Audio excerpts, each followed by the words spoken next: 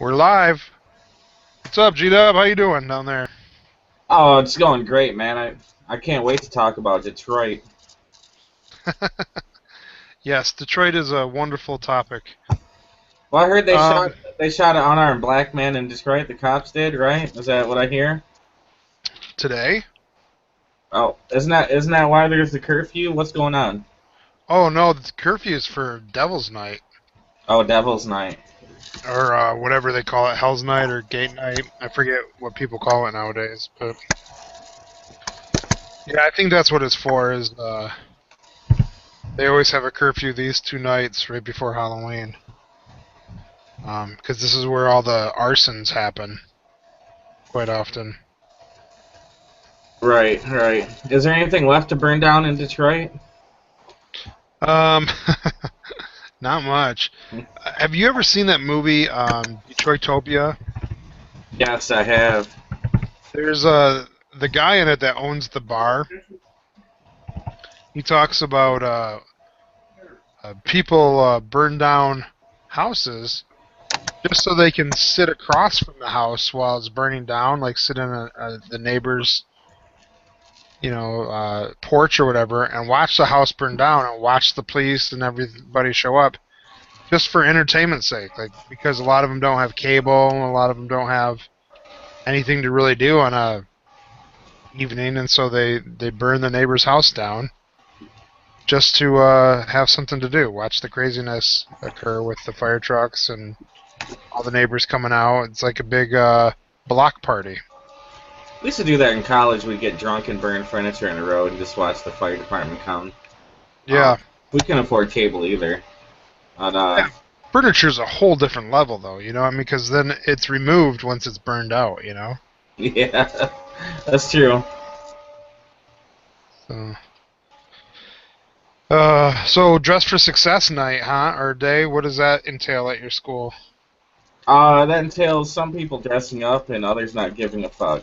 But I'm the lead teacher, so I chose to dress up.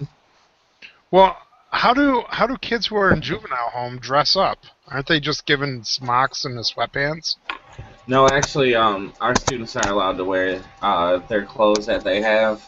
So they get a little money from DFACS or the care workers to buy clothes. Some of them actually do have some nice clothes. Oh, okay. But I know where you're coming from because I have worked at juvenile programs where they were given their clothes by the program, and Yeah. depending what level they were is what color shirt they had. But our kids actually get to wear clothes by their choice. Oh, okay.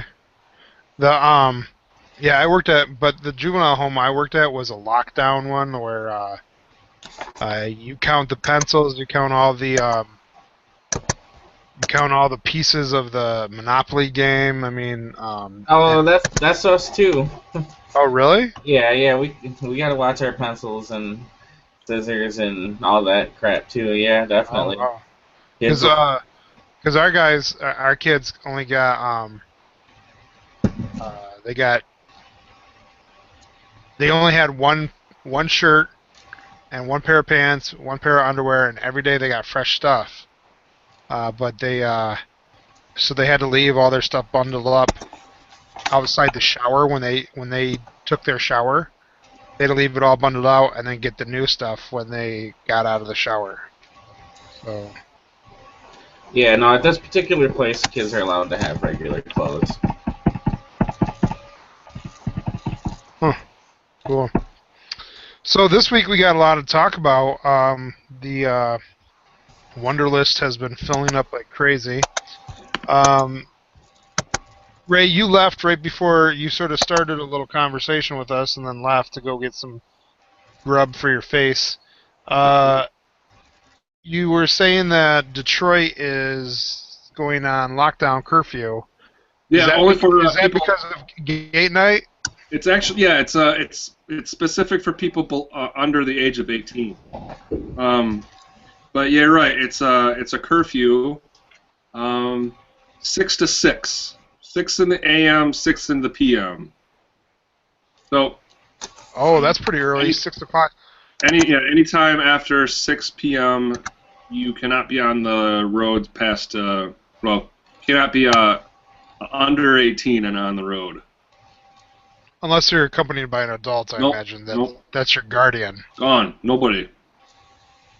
It's a red flag. Pull them over. What if you're in a place that doesn't have police service? I don't know. Which is, I could pull it up. it's like 80% of Detroit, right? Yeah. Oh, man. Or you could call the police and they just don't show up.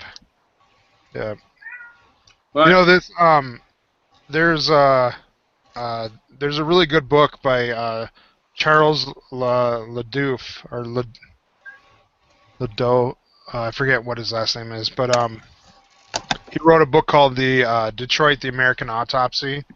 I don't know if you ever saw that or heard about that book, but and I'm probably slaughtering the name of it. American Autopsy or Autopsy of an American City, something like that. Anyways,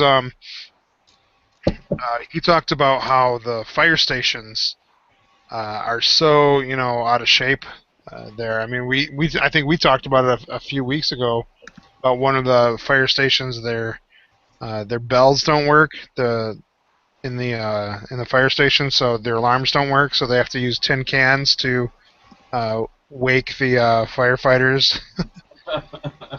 They literally have a string. They pull who's ever watching the phones or whatever, when they get the call, they pull the string, and the string is like wired all the way up through pulleys up into the place where the firefighters sleep, and it jingles these cans and bottles together to wake up the firefighters. And then they proceed to fill up their 1-gallon buckets of water from the fire.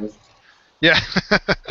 They just have a big long line of old firefighters, retired firefighters, that just keep passing buckets of water all the way to the...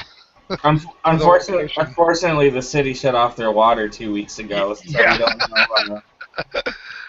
That has happened. There's been fire stations where the city has shut off the fire station's water because... I don't know why, but really bad conditions. Anyways, the reason he talks about this quite often is because he has a brother-in-law who's a firefighter, and so he goes and does some ride-alongs with them and stays with them for a couple weeks while he's writing this book. And the conditions they have to deal with are just tremendous. He didn't ride along with them on gate night because he couldn't get authorization because it's too dangerous for the firefighters on gate night. They're fighting the fires, but they also have to avoid getting shot at and messed with neighbors who are there to watch the fire. So pretty problematic. I'm reading an article right now, and apparently Detroit is not the only one that suffers from this type of mischief. Camden, New Jersey is also one of those cities that I have to institute curfews. Yeah. It's funny you bring up gate night. We all grew up in Essexville calling it gate night or Devil's Night, and I moved down state here to Detroit, and they have no idea what the hell I'm talking about when I say gate night. Yeah, what do they call it? They call it Devil's Night. Yeah, Devil's Night. Yeah, I don't know why gate night stuck. I have heard a lot of people trying to be optimistic about the night. They call it Angels Night now. Well, there's I'm heard actually that? reading an article from Angel. It's called Angels, and they the Detroit Angels. So they go out and they protect the city. So right now there's people patrolling businesses. They're just volunteers, Yeah. And they record, and then they have like walkie-talkies, and then they like direct links to the police. Which don't show up when they get called. So. Yeah, exactly. Excellent. Good for them. Like the only time of the year Detroit's actually, got a really good dispatch system. Well, I wonder if the fact that the water company has been turning off water left and right, if that's going to affect the city at all the next couple of days. Like, are there going to be houses that, if they would have had running water, people would have stayed in the house, and thus the house wouldn't have gotten burned down. But because people abandon the house because there's no more running water, the house ends up getting burnt down. Maybe Well, the city is pushing for to demolish a lot of these homes. You know, a lot of these people are against it. well, the city can't afford to border up the houses, so might as well fucking burn them down. I'm serious. Plywood's Seriously, expensive. that's how I feel too. But Seriously, Zach, you were talking about Detroitopia. One of the issues they brought up was there's actually charities trying to raise money to board up the crack houses. Yeah. They don't even have enough money to board up the fucking houses. Fucking burn them down. Fuck it. Yeah. I would actually rather see. I would rather see scrappers though go in there rather than just burn it down. Oh, those already have been done. scrapped already, dude. There's no copper or nothing left in those houses. You think so? Yeah, for sure, dude. there's I people living hope there so, without, but some without people copper are. pipes. You know, What's that, Ray? so there's people in there right now living it there without copper pipes. You know, Yeah. It's they can't afford to fix it. it's really a shame. I can't imagine living like that, being in such poverty. But there's been a lot of studies done where there are parts of the United States that are worse off or just as bad as third world nations. And a lot of people think, United States, we don't, the poverty we have, yeah, they're poor, but they're not that poor when we compare them to the rest of the world. That's not really true. We got pockets of Detroit and the Appalachia. Most major cities in the United States have pockets where, the poverty is so severe that children are actually starving to death in those neighborhoods. They have the Ethiopian bellies, but they're, Americans. Something to think about. All right, let's talk about something fun. Let's talk about Ebola. Come on. Dude, let's Is talk there- about this nurse that is refusing the quarantine, and she fought Christie's on it and actually snuck out of the hospital that was quarantining her, and she drove all the way back to Maine, and now she's the mayor or the governor of Maine has put a state trooper outside her door to make sure she doesn't leave her house. What do you guys think about this? The constitutionality of quarantines like this? Can I start? Yeah, go ahead, Ray. I have 2 points. The first point is she is a medical professional, so she has to follow the Hippocratic Oath. That being, she's got to look out for the best interest of those around her in regards to her treatment and subsequent possible illness. If there is a scientifically placed 21-day incubation period, then she should follow that. She's administering that form of science, so she should follow those rules. House quarantine. Hey, I'll be honest. Didn't that kind of work during smallpox?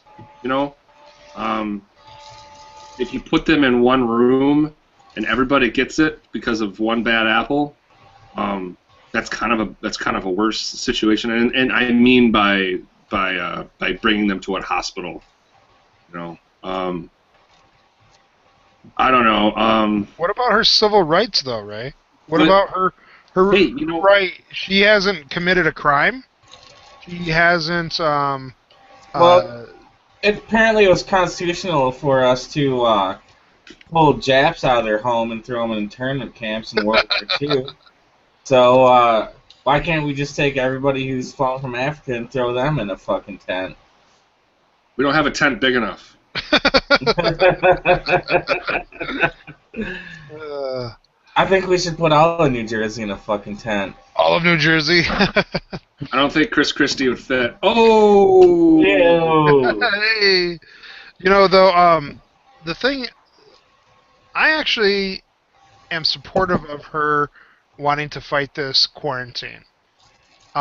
Because the Doctors Without Borders, which is who she went overseas with and worked over in Africa, Doctors Without Borders, the CDC, President of the United States, and all his medical advisors have all said that this quarantine is not necessary. She's already tested negative multiple times for Ebola. Um, there's no need for this, and it almost seems like Christie's kind of gave up on her because he didn't really have a leg to stand on legally, and I think the Maine governor is digging her heels in because she thinks she can get the Maine legislature to write her a law really quick and pass it in time to keep her, to keep this nurse locked up for a little while until it goes to courts. I think ultimately, though, civil rights trumps these health fears, and I don't know how the courts would rule because it could be considered a national emergency or national security issues, which the courts take very different approach when it comes to national security. What it comes down to is, number one, Ebola is only spreadable when somebody is experiencing symptoms. Yeah, as far as we're aware. If you don't have a fever, Still. Wait. What do you mean? As far as we're aware, Ray? Ebola's been around for like 50 years. We know the disease pretty well. We studied it in such a way as we are now. No, there's been outbreaks before, and there's been these major spreads before. This isn't the first time it's gotten big. So I read in a Popular Mechanics or Popular Science. I don't remember, but they had said something about possible Ebola may go into an aerosol, so it's spreadable through the air. Well, but only but it's got to be moist air. It's got to be water droplets in the air. That's how it's got to spread. Because it's not. So all those coastal cities along the coast on. But it's not. It's not the amount of moisture in the atmosphere is not enough. What it would have to actually be is a truck driving down your street actually spraying a hose with this Ebola mixed in with it for it to be contagious. And so it's not likely to. It's not easy to be spread. I mean, we've been studying this disease for a long time. That's why they had a cure ready and available super fast. For white people. Yeah, for rich Americans, yeah. But, we have a cure for it.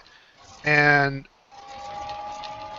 it's just too expensive to ship over to make because very, very few Americans get it. And, so there's no profit margin that's reasonable for a manufacturer to make it. Now, if the African government decides to buy mass quantities of it, when I say African government, I meant governments, plural. I know Africa is not one single entity. But how do you know that, Zach? Well, I know that only because I have a map right in front of me right here that says so. But I'm not afraid of it, and I think her rights have been violated, and the science is against the politicians. The science is saying, yes, there's a 21-day gestation for it to fully develop, but there is still a certain points where if you're not testing for it after 14 days, after 10 days, that you're going to get it, you have it at all. Hey, did you guys know that since September, 5 children have died from enterovirus? Yeah, Gary, you brought that up last week and the week prior. But this is my point, all right? Nobody's fucking dying in America from Ebola. Why? We're just buying it. We're like fucking. We might as well be CNN if we're gonna keep talking about this Ebola shit. Yeah, Like, you're nobody's right, fucking dude. dying in You're this shit. We need to But change the subject. I'm not talking about the disease itself. I'm talking about the Talking about the civil rights. He's civil talking rights about issues Ebola, now. the You realize- political. Not You about the fear. You realize like 2 people were probably murdered just right by the time we started this show. Like, why are we talking about Ebola? Well, yeah, I guess you're right about that. I mean, Because it's in the news. Are we supposed to be an alternative to the fucking mainstream media? Yeah. Following the media. But I don't know. I kind of see this show as more of a. It is so much easier to talk about this stuff than the hard stuff. Yeah, you're right. I mean, just think about the flu. Just the traditional flu. Last year killed 10,000 Americans. So. People die from fucking hospital. Like literally, like probably nearly 100,000 people a year die from hospital infections because nurses aren't properly washing their hands. Like, so a few of them catch Ebola because they're not washing their hands. Well, fuck them. Wash your hands. Yeah. All right, then. According to G-Dub, he has vetoed this conversation. Therefore, we must move on. And we're moving forward. Okay. Well, that takes care of like 1, 2, 3, 3 of our 4 of our Oh, I wanted to talk about that. wonderful stuff. Okay, so here's one that we've actually been avoiding for a while, and I thought it'd be a pretty interesting topic. Let me pull it up again. It is maybe we did talk about this once. I just don't remember it. White people are more likely to deal drugs, but black people are more likely to get arrested for it. This is a article that the Washington Post had about, a month ago. September 30th is when I probably saw this and posted it. But between 2011 and 2080, or 2008, between 1980 and 2011, the study was done about how many people get stopped for dealing drugs, and actually white people are stopped far more often than black people are for having drugs. However, black people are arrested at a higher percentage than white people are. Pretty interesting. Well, what are your thoughts on that? Well, my thoughts are it's wrong, but I wonder what is going through a police officer's head when they see this kid with an ounce of marijuana, and he's like, well, the kid's just a little punk, I'll let him go. And then he sees this other kid who's black with an ounce of marijuana, and he arrests the kid. And he shoots him when he's trying to reach for his insurance. Yeah, yeah, or his prescription card that he's got. Well, I think popular culture has a lot to do with it. What do you mean by that? Well, I mean,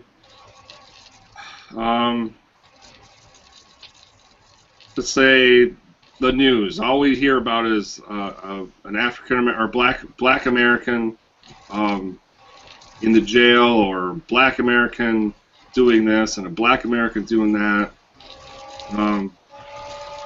Police officer, subconsciously sees all that and sees a black person with an ounce of marijuana versus a white person with an ounce of marijuana. That black person goes to jail because he's up to no good. Well, have you guys looked at the requirements to be a cop in most major metro areas? Oh, I know. 18 and a high school diploma. Yeah, usually 20. You gotta be. Oh, is it 20? About 20, high school diploma, and a clean record, and a moral, upstanding attitude. That's what's required in Atlanta. You have to be 20 years and 6 months. You have to have a high school diploma, no criminal record, and I don't know, an upstanding attitude. It honestly says that on the website, believe it or not. Something along those lines. This is to be what? To be a cop in the Metro Atlanta area, it's the same thing. I know the same thing for like the Palm Beach County. Wow. I bet you Detroit is similar. Places that probably have high turnover rates of police officers probably have very low requirements to be a police officer. And the problem is, a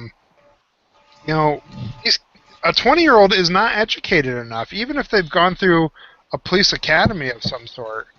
They are not educated enough to understand civil rights, to understand cultural and ethnic relations issues. And these are really in-depth things that even people with master's degrees and PhDs, barely understand. So for a police officer who has less than a 2-year degree, trying to make these on-the-spot dangerous decisions, they're going to get it wrong, Well, and I'm going to say they're going to get it wrong 90% of the time. even if the police academy is a rigorous education, I know in Atlanta it's 22 months. Yeah, but if you started So- when you're 18 and 22 months, that's 2 years. You're 20 years old still. When you Well, go. exactly. But what I'm saying is, what percentage of that is just basically learning the law, memorizing laws, and how much is that is actually like dealing with people, social skills, cultural skills, cultural sensitivity. Are they actually learning that at the police academy? I mean, honestly, I don't know, but my guess is the majority of that is. I mean, think about all the laws in this country and all the laws in certain cities and certain areas. I imagine most of that education is just kind of learning the laws. Yeah. I would bet that it's not even that. I would bet it is dealing with crime scenes. It is conflict. It is supposed to be conflict resolution. And how to de-escalate a situation, and self-defense. I am willing to bet that is the majority of what police work or police school is, at least at like these community colleges that have academies. And God, do you guys remember the little cadets that would run around Delta, issuing tickets and being just total dicks because they think they're part of this. They think they're part of this, great order and whatnot. The New World Order. Yeah. I just there is a few studies done that police officers who have bachelor's degrees have less complaints filed against them throughout their career, are rarely involved in domestic violence disputes at home, and also get promoted much faster too. But that goes without saying. Well, what do you think about mandatory Constitution tests, mandatory political science training, sociology classes? You mean a bachelor's degree? Well, maybe. Well, yeah. Well, maybe the precinct works on getting at least a couple bachelor's degrees out of it. Well, I think it should be required. I mean, just like in I think they do have constitutional rights classes, but it's more like how to get people to opt out of their constitutional rights. right, I have to agree. how to trick them into saying I don't need my lawyer here. Yeah. Go ahead and search my car. Yeah, and that's the thing is that I really think that a lot of universities do this. When universities hire police officers, they require that they have a bachelor's degree. At least Eastern does. I know MSU did. I guess I don't know about all universities. I just know that Eastern, Michigan does, and Michigan State does. And you're required to have a bachelor's degree, but they also pay very, very well too. Universities are one of the highest paying police gigs you can get, and that's because they're relatively safe. You have a bachelor's degree. There's all these demands on you. You probably have a small force, so you have to work a lot of hours.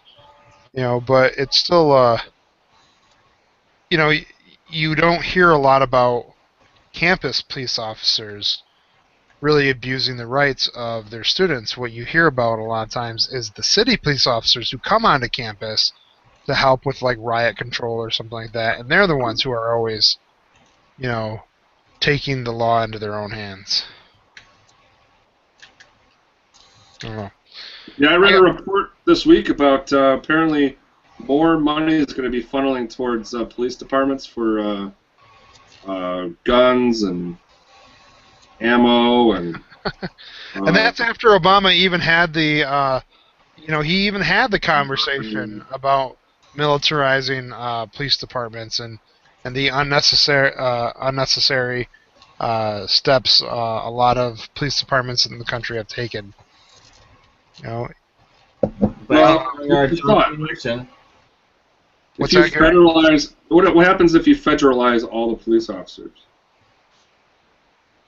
Well, you could. I'd be willing to bet that a lot of police officers wouldn't want that. Well, what if we did? Because Mexico has federalized police officers. I was gonna say the Republicans would fight to slash their budget and fire them all, and institute private citizens just walk around with guns shooting black people. They'd want to privatize the police force. I'm sure they want to. I mean, they've already started trying to privatize fire departments. Well, and they've privatized the military. Hiring a Blackwater and organizations like that to do a lot of the work. When we say they, that goes on both sides.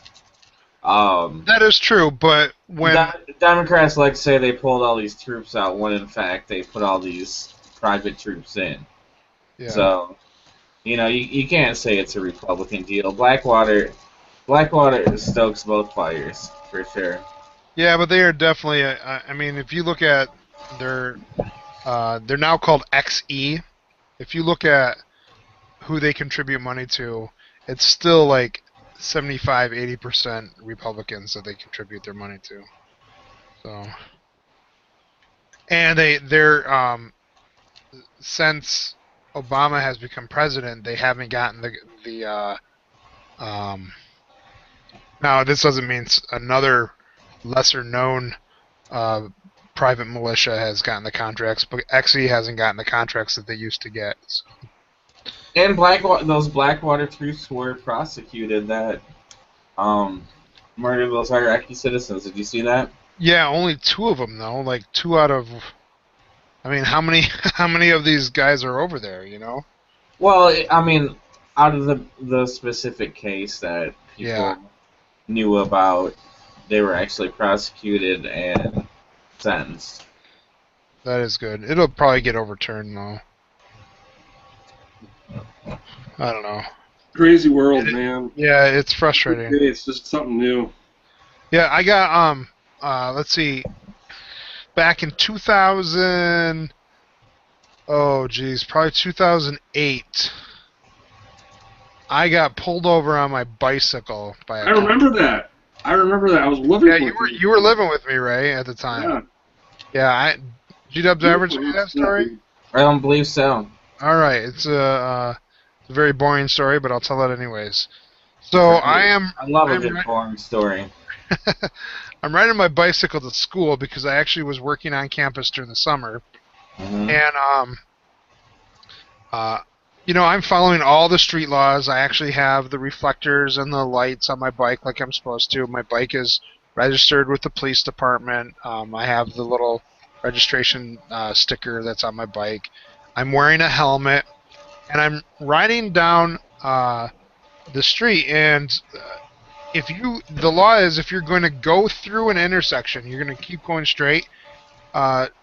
Only in that distance of the intersection itself, you're allowed to get in the middle of your lane and go straight.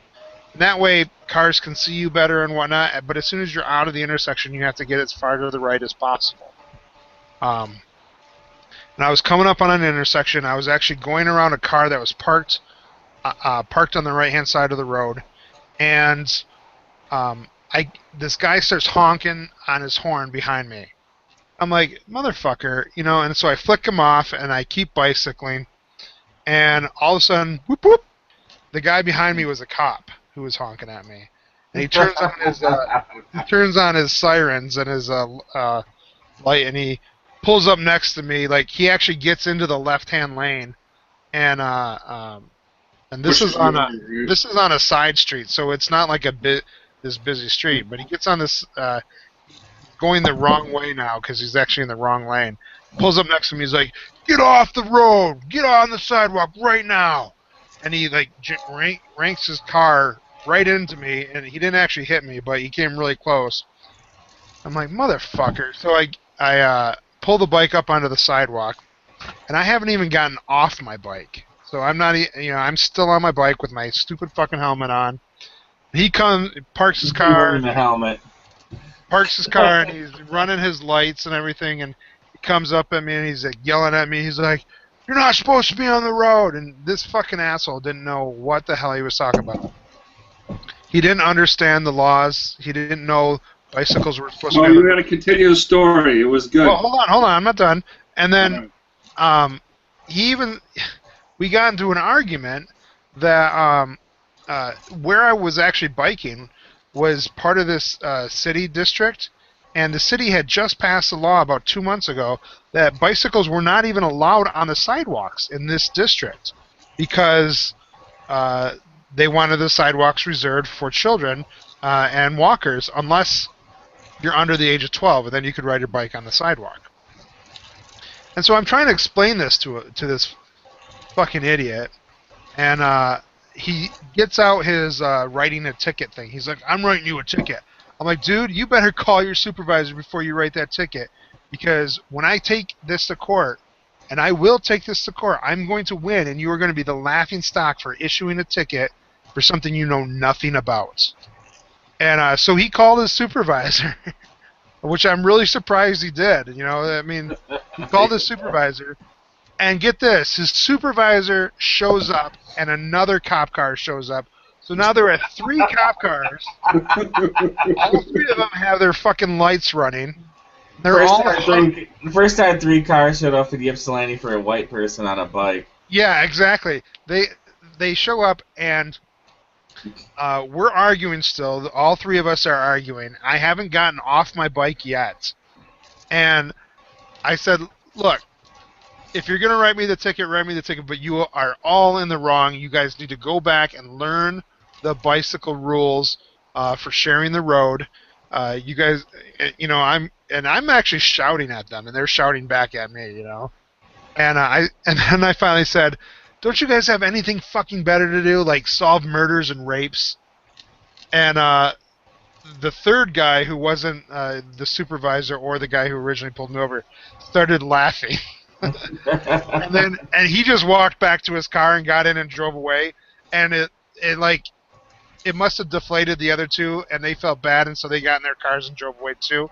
They didn't say anything to me and they didn't apologize or anything like that. I mean, they literally just stopped the conversation, got in their cars, and drove away. And I emailed the chief of police that day complaining about it, and the police chief emailed me back and said I was in the wrong and that I need to learn the rules of the road. And and so I sent him the actual Michigan State laws about bicycles, and I highlighted the sections where I was actually in the correct, and I CC'd it to the Bicycle Association of Michigan, or Bicyclers Association of Michigan. And like 70 people ended up sending the chief emails to as a show of support for my courage in defending rights of bicyclers. It's pretty funny. Funny. But seriously, 3 cops for 1 fucking bicycle, and that's what I mean. Like, first of all, this cop didn't know how to de-escalate a situation. He could have just driven around me and just kept going, I mean, he didn't have to make a big deal about this. I wasn't blocking traffic. I was just pissing him off. That's all I was doing. Yeah. And and then to get 2 other police officers involved in this, seriously, there's got to be better things tax dollars could be spent on than dealing with a fucking uh, college kid who's riding his bicycle to school. You know, it's not like I was riding my bicycle away from the bank robbery I just did, or Yeah. I had 10 pounds of meth on you. right, yeah. I had a similar situation, but not as funny or cool. I'll make it quick. I was in Frankenmuth. No, it was like the '90s back when people used to rollerblade. And, me and friend Ed, we decided to rollerblade after we went to the Bavarian Motor Lodge, and this cop pulled us over because we were rollerblading on the sidewalk and said, "You realize you can't rollerblade or bicycle on the sidewalk?" I'm like, okay, no, we didn't know that. Our bad. So we started rollerblading in the street. We did another round, got pulled over by a different cop telling us it wasn't safe to rollerblade in the street. We should be on the sidewalk. Oh God. Unlike you, who decided to contact every agency you could, we're just like, oh, okay, we'll go on the sidewalk, and then we just go back to our cars. Because we didn't like to argue with cops at the time. We were young. Well, and you probably had pot on you at the time too, so. Actually, no. I didn't. I was not a pot smoker at the time. Oh. What are your thoughts about standing up to police officers? There are times, in that time, I wasn't doing anything threatening. I didn't have a group of people with me where I could be perceived as threatening. I didn't even leave my bike. For me, it depends how drunk I am or how much pot I have on me. Yeah, and so I was. For me, I felt comfortable arguing back with the cop. But Ray, remember that time when I got stopped in yeah, that was a good story too. in CMU, and I had all that beer in my backpack, and I had, well, all of you were minors. I was the only one 21 or older. He walked directly ahead of you. So I wasn't gonna make a really big deal. I was just gonna play dumb, and that way I could stay out of trouble that way. But if I would have stood up to the cop there, I would have been arrested in a heartbeat, Right. because they would have arrested me for intent to distribute to minors or something like that. Well, yeah, and I know one time, one of the rare weekends where I was actually sober in college, I think I was studying for a test, and one of my friends called me. He's like, yo, Nate's fucking, at this party falling down, So, I pull up, I'm dead sober, and, actually, you know what? No, I was actually drunk, but I wasn't driving. My friend Ben was sober. I'm like, Ben, drive my car, let's go pick up Nate. I guess he's falling all over the place at this party.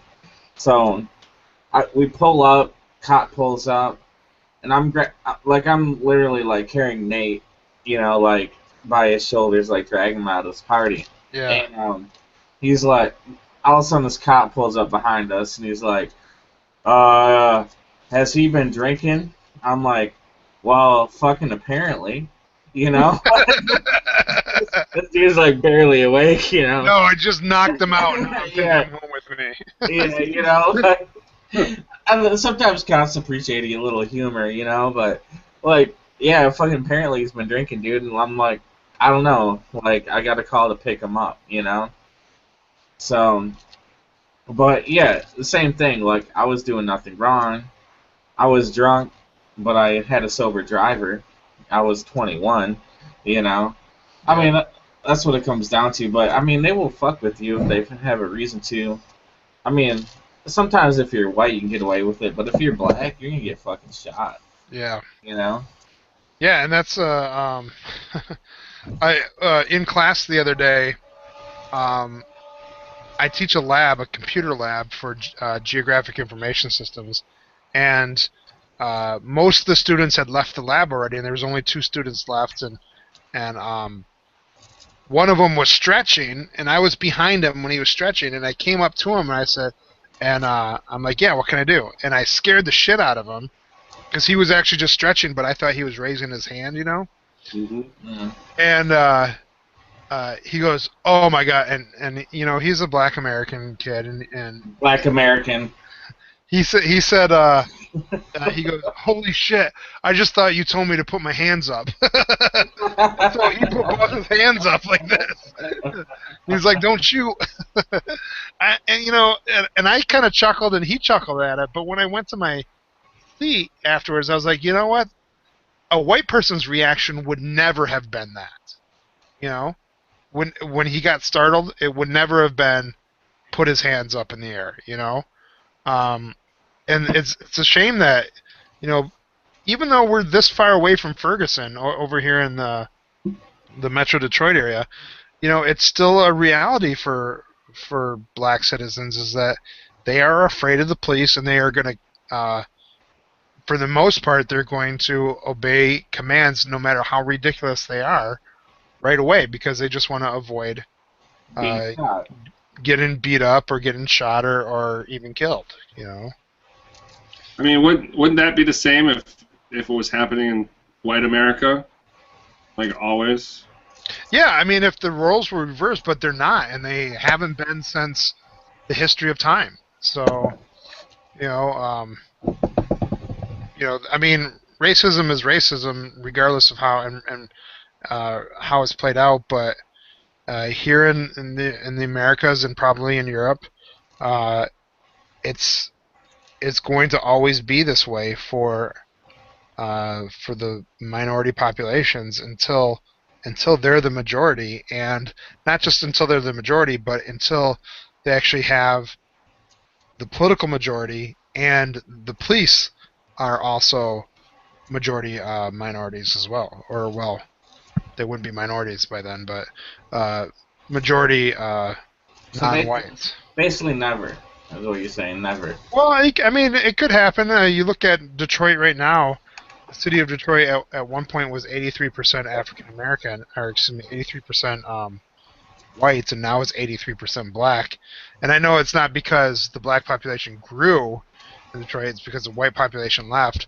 But there could be things that happen here in the States where a large majority of Hispanics start having sex with everybody. I don't know. I mean, the pure blood white population is decreasing exponentially every year. Yep. By the way, National Cat Day today. You got your kitty. I got my kitty. My cat would bite the fuck out of me if I did any of that shit with him, like you do. That's why you gotta play with them at that level when they're really young. Then they'll just get docile all over the place when they're older. How old is your cat, Gary? 4, 5. 4 or 5? That's not too old. Yeah. Mine's 15. He's so fat that he'd go meh, only, and not because he's angry, but because it's uncomfortable for him. It's fat. Yeah, Miller's pretty crazy. He's pretty docile. He's like a little rag doll. I'm gonna play. Oh, now he's getting camera shy. I don't know. All right, so let's move on to another subject here. Last one day, I think we're about at an hour. What you got? Yeah. You got one more? We got time for one more? One more. What you got? All right. So Congress tells the FBI there's zero chance we'll force Apple to decrypt their phones. Well, I got a story about that. I All just right. found out today that Apple is working on a project that will eliminate Bitcoin, will eliminate all these currency exchanges via online with this new system of theirs. I don't know if I'm busting the news wide open, but I learned from a rep at the Mac store. He was telling me about this. It's apparently it's like a Mac, some type of Mac currency. Yeah, it's called Apple Pay. Apple Pay, that's it. Yeah. You're not breaking the news, Ray. It's been out for about a month. Really? But They're beta testing it, and people have been using it and getting double charged. Double charge.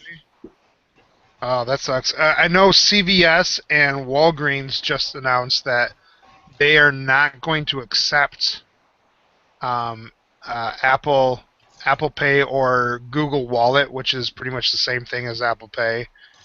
Or is it a third thing they said they're not going to accept either? And I didn't recognize that company, but it's because the American Retailers Association has decided to come up with their own version of this, and so all these retailers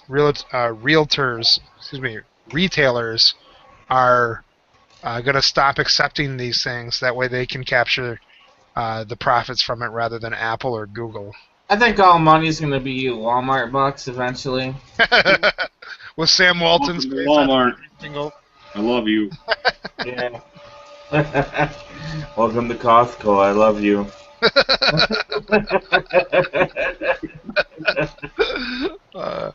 But I mean, what do you guys think about Congress just straight up telling FBI, we know you want this encryption, but we're never going to make companies do it. Or not the encryption, but the key to the encryptions. We're never going to make them give up their encryptions. Well, I don't know. Like, it shocks me that Congress gives a flying fuck about our privacy. Like, it's shocking to me. Yeah. Yeah, but look who owns the encryptions, though. Corporations. So they're still kowtowing to the corporations. Yeah, I guess it's only one or two corporations that are in charge of stealing our data, or it's several corporations that are getting paid to protect it. So Yeah. maybe that's where it falls into play. I'm not quite sure. I don't know. The New World Order, man. I don't know.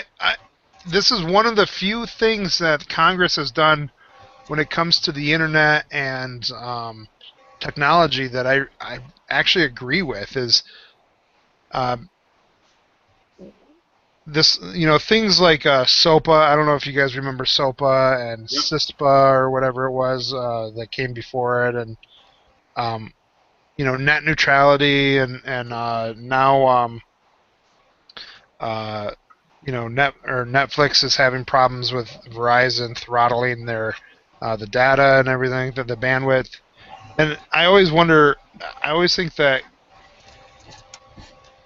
Congress needs to regulate on behalf of the consumer, not on behalf of the corporations, and let the corporations become innovative around these regulations instead of the other way around, which protects corporations and prevents them from being innovative. Well, if under that logic, we'd have to separate all the monopolies we have. Well, I don't know about that. I think because our if we act protectionists towards our corporations and we allow them to preserve their current business models, it prevents them from being innovative and taking risks and trying out new things and doing research and development. But if we protect consumers and say, you just can't do these things to consumers, like throttle their internet or charge them exorbitant rates, but you can do anything else.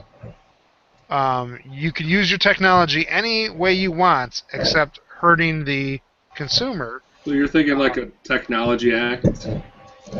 Yeah, almost kind of like a Bill of Rights about technology. I think it's necessary. Well, I think the reason we haven't seen these anti-net neutrality laws passed is there's corporations fighting against them. Netflix is a corporation. Right, no, but what's happening, though, is Netflix doesn't have the capital or the lobbying effort that Verizon has. Or that Comcast and Time Warner have. So because they're not as established, they just don't have. Right, but a lot of corporations, they went against and protest against the anti-net neutrality laws, like Reddit, which is owned by Condé Nast. They had a day where. Yeah, and even it's- Google participated with that. But Yeah.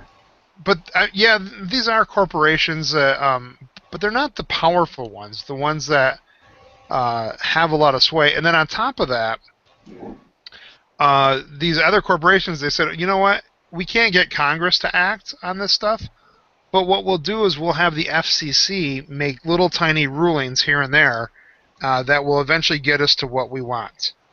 And that's what's happening right now. Is the FCC is going to be ruling pretty soon on net neutrality rules, and they're going to change the way Verizon and AT&T and Comcast and Time Warner, how they all operate with each other, and it's going to be to the detriment of citizens. Well, that's yeah. I mean, Yeah, I mean, it's the bottom line is who, like the money is coming from the citizens. yeah. But And like a good example of, because for a long time we didn't interfere with Netflix. Netflix model became a very strong model, and consumers really like the products. And so now other companies are saying, hey, we need to do something similar to that. Just last week, CBS changed the way their formatting is, and you can pay $5 a month and get all the CBS channels for free and their entire well, not free, $5 a month, but you have access to their entire lineup and their past archive. For any show you ever want to watch that's owned by CBS. HBO just announced 2 weeks ago or 3 weeks ago that they're going to offer HBO Go to anybody who wants it next year. So You know who the big hero for this was for years and years was John McCain. And John McCain used to fight for all the old ladies that didn't want to pay for ESPN because all these channels would bundle together. Yeah. What they do for the cable companies, and McCain was actually the earliest, biggest fighter of this for years and years, trying to stop these cable companies that bundle all these channels together and force you to pay for channels you don't want. Well, and he's also an old school Republican that comes from the Republican Guard that fought against monopolies and fought against, and they were big antitrust Republicans, and he's always been a moderate too, and then now the Republican Party probably wouldn't lift a finger for this. Right. But yeah, it's interesting though. I mean, it's it really, like, I hope someday it comes down to where you pay $5 a channel. So I know eventually I'm gonna ditch cable and just have internet, unless I can pay a few dollars per channel that I actually fucking use. Yeah. Well, that could get kind of expensive because when Jay was living here, we had, I think, 400. Yeah. We had 400 channels. All right, and yeah, there's a lot of them that we never watched at all. But if I took every show that we watched and counted up the actual networks that they were on, or the companies that they were on, the channels that they were on, that was probably close to like 60 different channels. And $5 times 60, that's going to get fucking expensive as hell. But if you did like $1 a show or $1 a channel, that would be pretty, a lot more reasonable. Well, great. So there's some people that benefit from the packaging, there's some that don't. So maybe there's a market opportunity for both. Yeah, and maybe even a third option. These DVDs or DVRs and these TiVo type devices, like the Hopper and DVR and whatnot. The technology is there that they could charge you per show. Well, the technology is there where they could charge you 10 cents a show, and no matter what show you watched, they charge you 10 cents for it.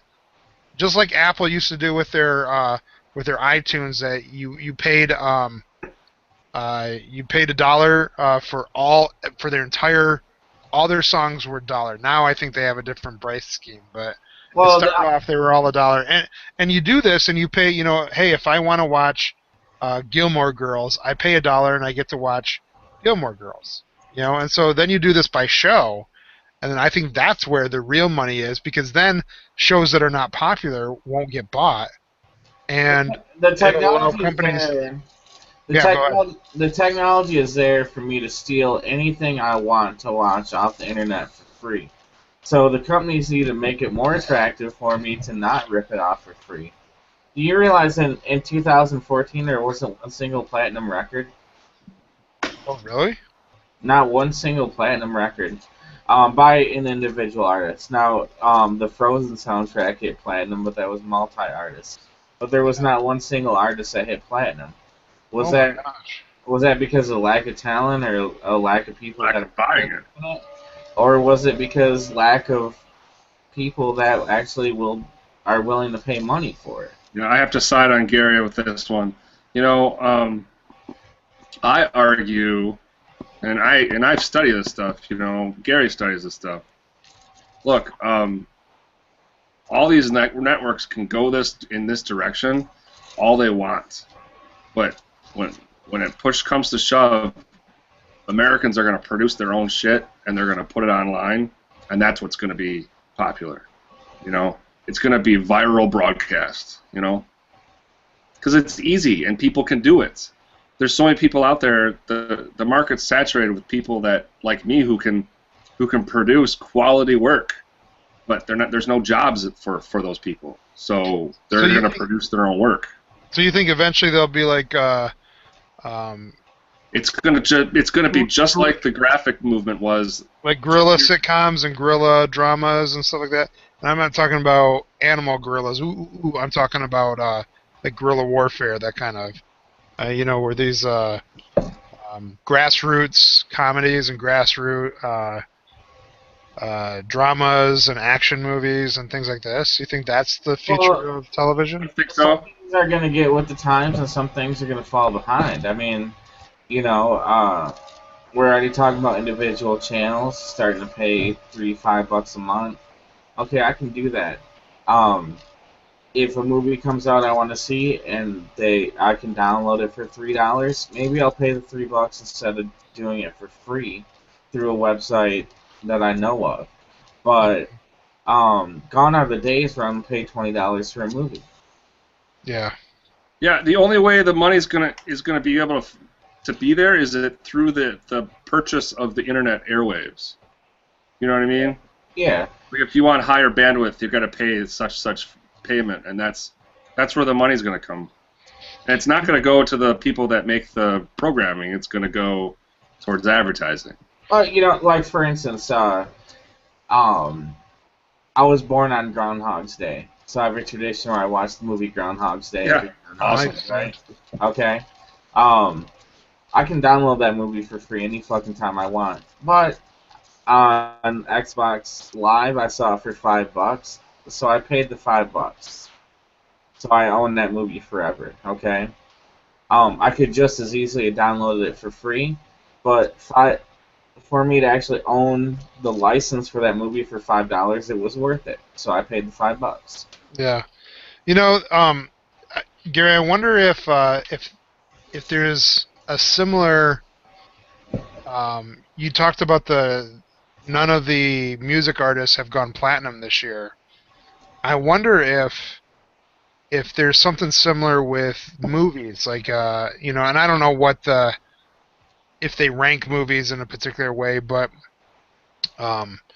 if actual DVD sales have dropped dramatically, and it always makes me wonder why do there's always these sort of sweetheart deals for Netflix where they won't put stuff online for streaming until they've had the disc for, I don't know, usually about a year before they actually put it onto streaming. Have you ever noticed that? Well, in Netflix, I mean, sometimes it's only 30 days or 60 days before they'll get a new release, depending on the deal they have with the company. But it'll be in the disc form, and you have to get the disc by mail. they don't put everything up on their online content only. You know what I'm talking Well, about? The yeah, streaming. yeah. It varies by studio though. Some of them have the new releases 30 days, 60 days after the release. Some of them it's much longer. I think some of the movie studios are kind of getting more with the program, and I think sometimes people like to go to the theater, so maybe it's not affecting them as much as the music industry is. And Yeah. and the other thing is too is music artists make their money performing live, Yep. where Right. where they don't make as much money off the CD sales, and I mean, there is no such thing as really MTV with the videos and the commercials There and is all in that shit. Japan. Well, and that's the other thing. I mean, when you look worldwide, maybe things are happening too. I mean, you're right about that. I Yeah. really don't know what the That's a good international point market too. is. Culturally, these studios are going to have to start catering to the desires of the Chinese and Indians because there's a billion of them, or 2 billion if you combine them together, and that's uh, their habits. Like right now, the rest of the world, they get their music and they get their entertainment in the American model, right? And so the way we like our music and the way we like our movies, packaged and bundled and shipped out and all this stuff, uh, ones that producers have found that work in the United States, they're just sort of doing the same thing across the world because the United States is where the money is for this, and so it's too expensive for them to change it up for Spain or change it up for Venezuela or something like that. So they just get the same thing Americans get. But eventually, China and India, because of their vast number of people who are becoming wealthier and wealthier every year, they're going to actually control the market. And we're going to start getting, Bollywood is going to become super popular here in the United States in probably about 10 years because, uh, you know, the Yeah. money is going to be over there and the way they make movies instead of the way Americans make movies. Yeah, I mean, you guys ever heard of Marshall McLuhan? No. Made the saying the media is the message. Also, the saying of world is a global village. So I would say the latter statement really applies to all this. Unless these media companies really tighten up the way we view uh, our content, it's just I think the focus is to be global on a global scale, working with countries from all over the place on content. Like your Bollywood comment there. Like I said, I go back to my thoughts that it's all going to be a la carte. It's all going to be grassroots developed and corporate developed, but all a la carte. Well, Yeah, it's gonna be decentralized. I think. I mean, you're still gonna have your corporations producing their content, and I think you're gonna have more independent sources producing their content, and they're gonna have to fight each other. Yeah, all competition. well, I think that will only make entertainment more enjoyable because there'll be more options and people can find the niche that they prefer. Right. On that note, it's been about an hour and a half. Yeah, dude, this is a pretty long show. Thanks, guys, for sticking around and joining us and talking about stuff that really doesn't matter. And we'll see you next week. Sound good? Okay. Absolutely. All right, guys. You have a great weekend. I'll see you next week. Okay. See you guys.